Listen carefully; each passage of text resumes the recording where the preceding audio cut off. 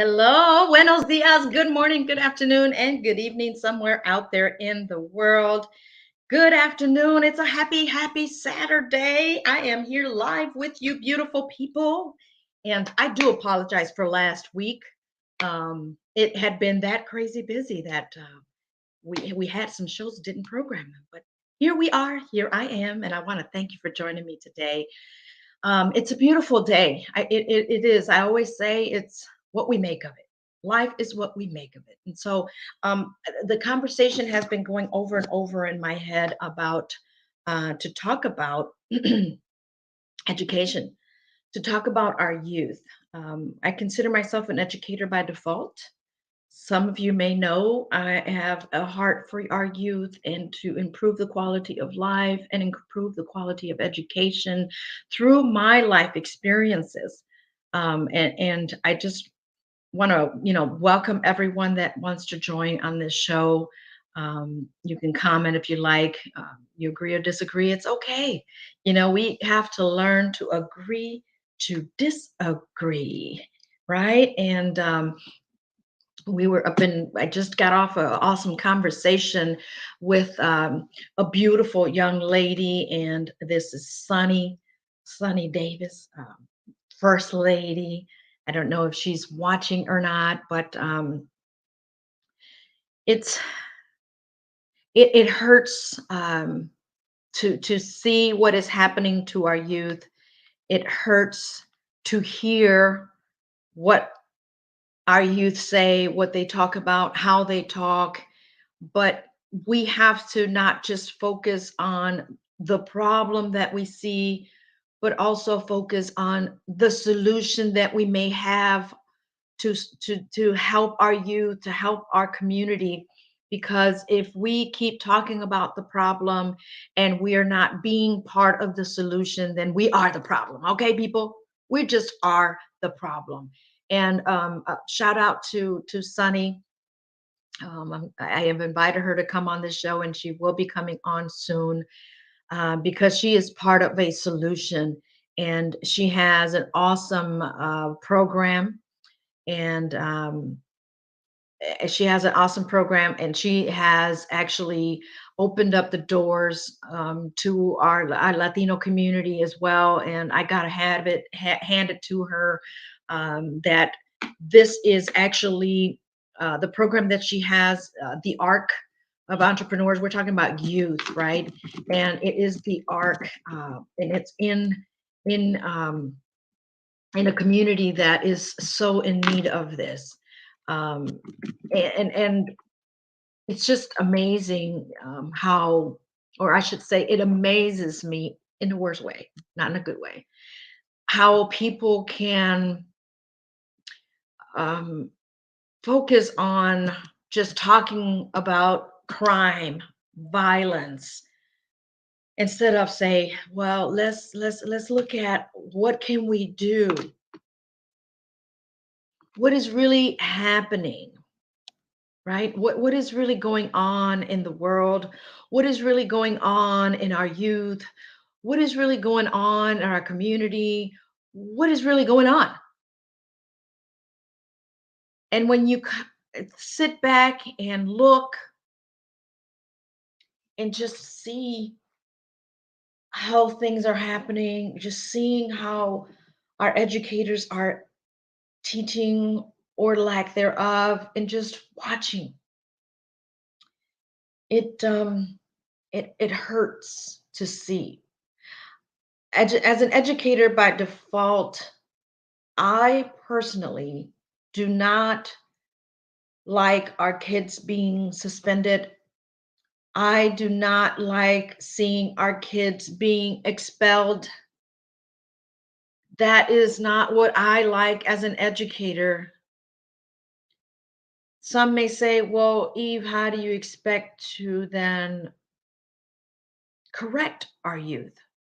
Well, I'm going to say, does it help suspending them? Does it help expelling them?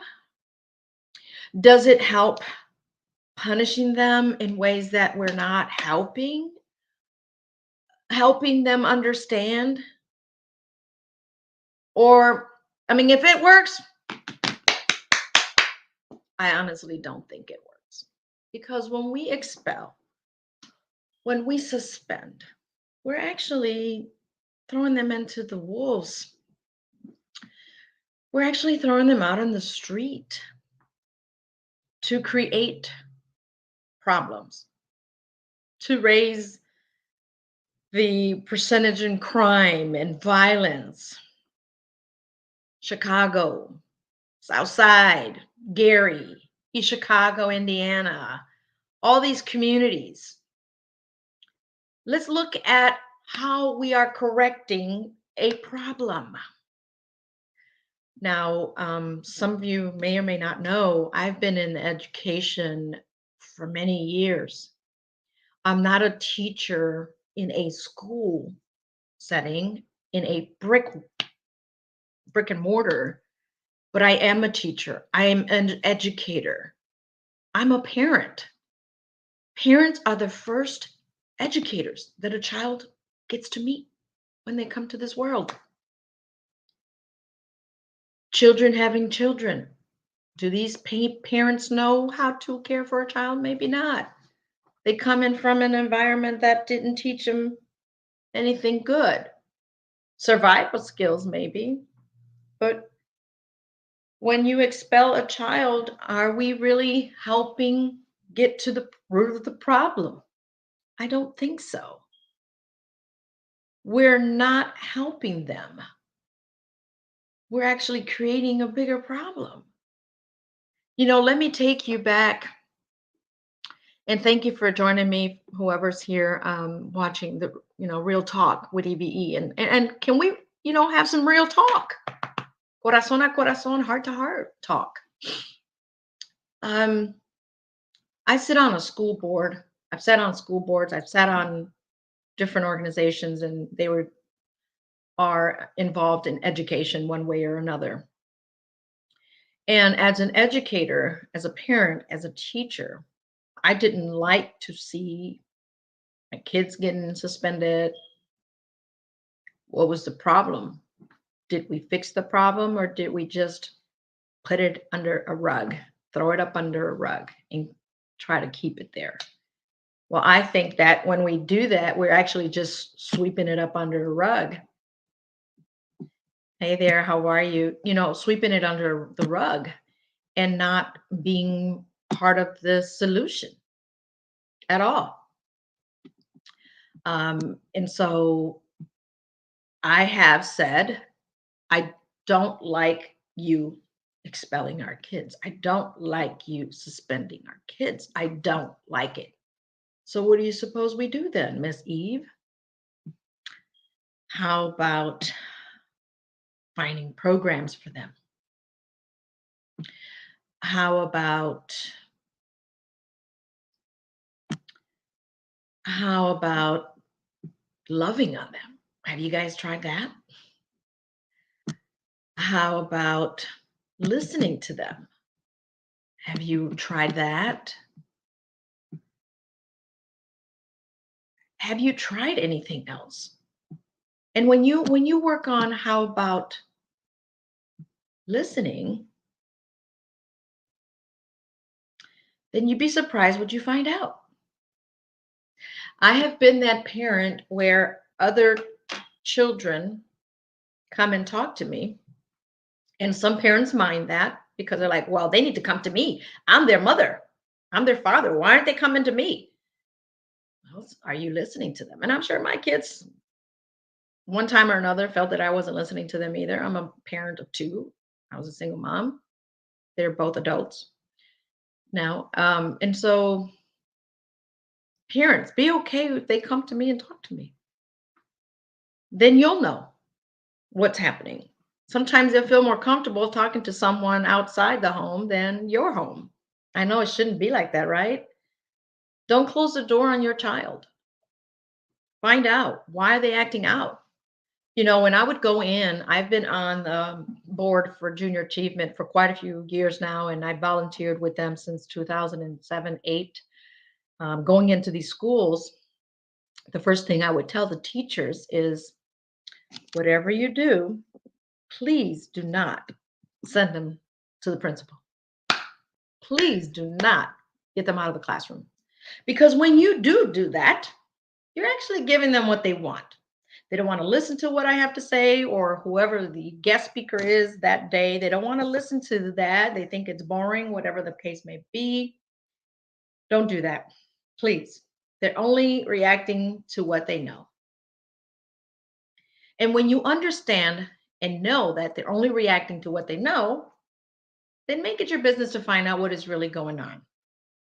I also sat on the advisory board of the Crossing School of Business and Entrepreneurship. It is some would call it an alternative school. It is a faith-based school that there's always room for improvement in every school, and just putting it out there. All right. My respects to everybody. But when you truly care about the student, you'll start to listen and you start to try to figure out what the problem is and get to the root of the problem. Right.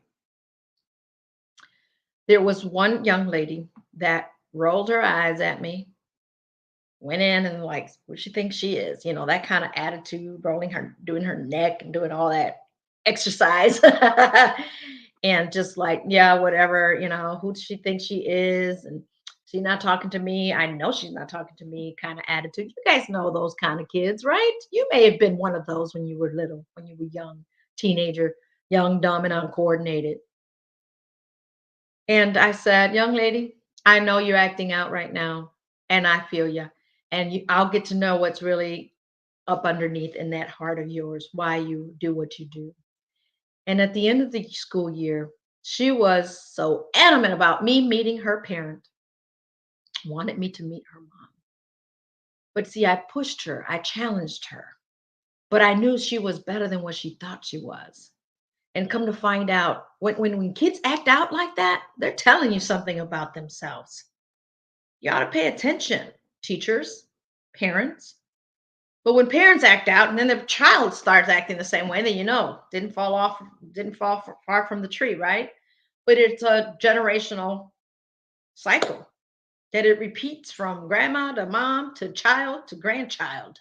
And we need to learn to see those things for what they really are. We're at a spiritual warfare at its best right now, people. We got to pay attention to what's happening to our youth. How are we helping them or not? We need to stop being part of that problem and start learning about them, the kids, our youth. Shout out to Cesar Roman and Tara and um, uh, Sarah and all those beautiful people downstate from the My School Options. I'm all about school options. And as a parent, you ought to be as well.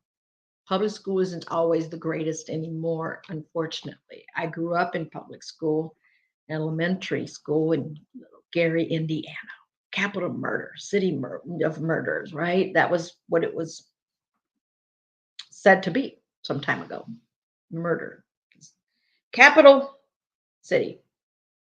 Um, but I grew up with bullies. I grew up with kids that had those attitude problems, that had those issues, that were suspended, were expelled. And I was like, wow, they're acting out of something. Years later, find out they got incriminated or they got into some more trouble. They got thrown in prison, death row, and all of that. Paula Cooper, read that story. Paula Cooper was in my middle school. She was a big bully, but all she was doing was screaming for help.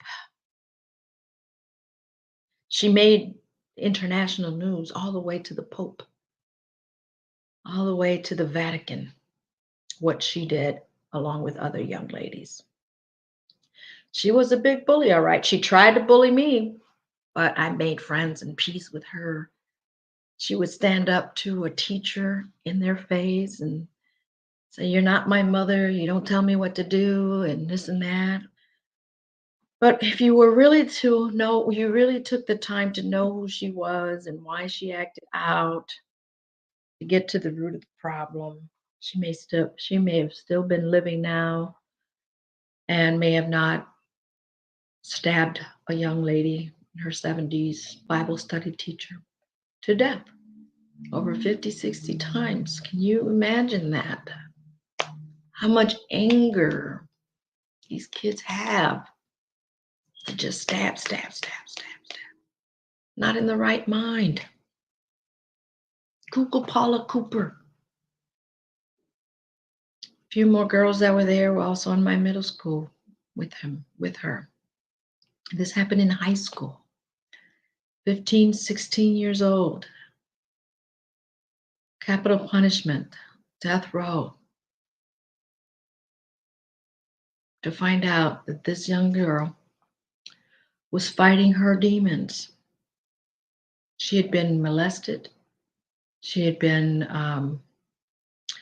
gone from foster home to foster home, looking for love in the wrong places, acting out, screaming for help in the worst ways. Yeah, we as adults fail our kids. And the system failed her and the other girls. Yeah, going from foster home to foster home, abused, neglected, all of that stuff that she was acting out on could have been avoided. Just as like so many cases right now could be avoided. We have to get to the root of the problem, people. Our kids, as that song says, looking for love in all the wrong places. Mm. How are we helping and shaping these young minds? We are all at fault. It is a spiritual warfare. I'm a believer, and I publicly tell you, I'm a born again Christian, and I'm not afraid or ashamed to say it. But that's where it starts. In God we trust. What God are you talking about? One nation under God, indivisible, with liberty and justice for all. One God. What God are you talking about? Back in my day, we used to pray in our schools. Kudos to the schools that still do that. Kudos to the schools that have a Bible study or a Bible class or a Bible club, whatever you want to call it. Kudos to those schools that are allowing that. We have missed we have missed out on some things, people. In the schools, we're allowing this demonic music to come to the ears of our youth and the ears of our educators. And I'm going to say shame on all of you for allowing that. Parents, I guess you love that music because that's what you grew up with, and now you're teaching it to your youth too.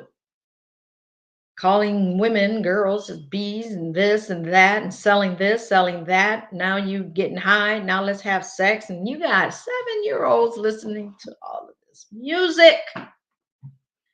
You're allowing them to be on social media and they're only 9, 10, 11 years old. Now they got to lie about their age, but no one is censoring it. No one is blocking all of this from coming to our kids' devices, from coming to our kids' minds, their ears. But yet we're only talking about problems and we're not talking about solutions. As an educator by default, I don't like the music that comes to the schools. And if you are the educator in the schools that I go to, that I am involved directly, then I'm talking to you as well. To hear this music come to our teenagers, our kids, and we say it's okay, that is a problem. You are part of the problem. Just keeping it real here, people. You are part of the problem for allowing that music to come into your school. I'm going to say this again. Shame on you. We're bringing demons with this music. And I was just having this conversation with my younger, I call her my sister. She's young enough to be my daughter, but I call her my sister. I just had this conversation with Sunny. Look up for the arc. I'm going to bring her on and we're going to talk about the solutions that she has to reshape the minds of our youth, to teach them that they can be whatever their mind, whatever they want to be. They can be an astronaut. They can be the president of the United States. They can be an entrepreneur, the CEO. These are the types of words that we need to put in their minds and in their hearts. If it is to be, it is up to me. Speak life over our youth and not death. Labeling them. We need to remove those labels of calling them criminals, drug addicts, coke addicts, gangbangers. Are those labels? We need to remove it or them from their lives. Stop bringing that music to the cars of your children's ears, in your cars to get to your children's ears. Parents, you can listen to that music, that garbage if you want, but why are you letting your kids hear it? And then we got to show all this skin. Why are you selling yourself? Stooping so low when God has already validated you. When God has created something better. Greater is He that is in you than he that is out here in this world. See, I didn't know what I was going to talk about because I said this is without a guest, but this is some real talk from heart to heart. We are at fault for what's happening out in this community, for what's happening in our children's world. We are all at fault. When one fails, we all fail, people. Go look up the school to prison pipeline and see if you are also part of the problem. I've been in juvie centers, Lake County Juvenile Detention Center, and spoken to those kids that have been in there detained. They see no hope. They don't value themselves. Some don't know how to love themselves. Some don't know how to accept and receive that love that we offer to them. They say, "You don't know me. How could you love me? You don't love me." We have to show we truly, genuinely care for our youth, people. When I get to be 70 years old, I pray that the child that now will become a leader leads me into a better direction and that I am well taken care of and not shot and killed. Some of our kids believe that they won't get to live 19, 18, 21, 24. We have a problem here, people. Or as they say, Houston, we have a problem. We have to have these conversations, people. I want to talk to your youth because I talk to their heart. And that is a gift that God has given me to come and talk to your youth, to your child, to your student. And I'm going to talk to you as the educator. Shame on you if you're allowing all this to come to your school. And teachers, be the best example that you can be. Yes, you guys are the punching bags because the kids don't know any better. And you're probably sick and tired of getting it. I get it. But there are no impossibilities. The word impossible, let's change it to possible. Keep it real, people. Be genuine. Don't be conditional. Be unapologetic when you're speaking truth.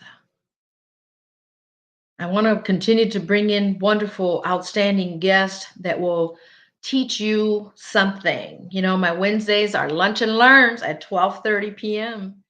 and Saturdays about real talk. Real talk. I want to continue to bring experts so that you can learn and take some nuggets off of things, whether it's medical, mental health, spiritual health, physical health, education, safety. How safe are we keeping ourselves, our heart? How safe are we keeping our minds, our spirits? How much do we love ourselves? Have you asked yourself that? How much do you love you? How much do you love yourself to enough to say, I will have boundaries here. I'm not going to allow my child to step over. I'm not going to allow my child to control this household. I am not going to be fearful of my child because I've seen these cases where the parent is afraid of their own child and says, I don't know what else to do, judge. Take them. They have beaten me. They have cursed me out. I've seen these cases where parents are at their ends with and say that I don't know what else to do with this girl. I don't know what else to do with my son. And some would ask the child, well, what do you think? And then the judge will throw the book at the parent and say, well, wait a minute. You shouldn't be asking your child, what do you think? You're the parent. What do you mean, what do you think? Set rules in your house, parents. Set guidelines. Start them young to yes, ma'am, no, sir, excuse me, I'm sorry. And if you are someone that introduces your child to me and you introduce them to me and say, this is Eve, don't you dare. I'm Miss Eve. That's where we go wrong. A child should not call an adult by the first name. Now, if you're that kind of adult that allows that, that's on you, but I will not. I taught my kids the Mr. and Miss before their name, whether it's their first name or last name. Miss Anna, Miss Eve, Miss Sandy, Mr. Juan, Mr. Tom, Mr. Steve, Mr. and Miss. Some of my 30-year-old spiritual kids call me Miss Eve or Mama Eve. Don't call me by my first name unless I allow it. Parents, ask me first, how can I introduce you to my child? Don't say right away, this is Eve, because I'll correct you in front of them. And I shouldn't have to correct you as an adult. We have gotten away with that without having that respect. We've gotten away from the respect, from the love, from having etiquette. We're missing etiquette. Table manners. My sixth grade teacher, Mr. Spivey, I will never forget him. Mr. Spivey taught us table manners. Do you have any table manners? Don't put your elbows on the table. Put your napkin on your lap. He taught me that. He didn't have to, but he did. And I am so thankful and grateful for that. Not to say that my parents didn't teach me anything. My mom was busy cooking, sewing our clothes, and feeding us and taking care of 8 kids. My mom was an entrepreneur all on her own and taught us how to survive and taught us how to love unconditionally. And my father taught us work ethics. He's always working all 3 shifts. Sometimes we wouldn't see him. So I'm not blaming my parents. I wanted to be better for me. Be somebody. So as a man thinketh, so is he. Do you guys know what etiquette means? I hear a lot of kids and adults, and I love you, my respect. Huh? Excuse me. Huh? I hear that a lot from kids. Huh? We gotta teach them to say, excuse me. Yes, ma'am. Yes, sir. Bam, if you don't talk right. That was the way in that era I grew up in, where the neighbors cared and made it their business to try to straighten us out or tell on us. You guys know, and those that are in my era, you guys know we grew up like that, where the neighbors would make it their business too. Now we just become the spectator. Let me hurry up and videotape. Kids, that's why we shouldn't have phones in the classrooms.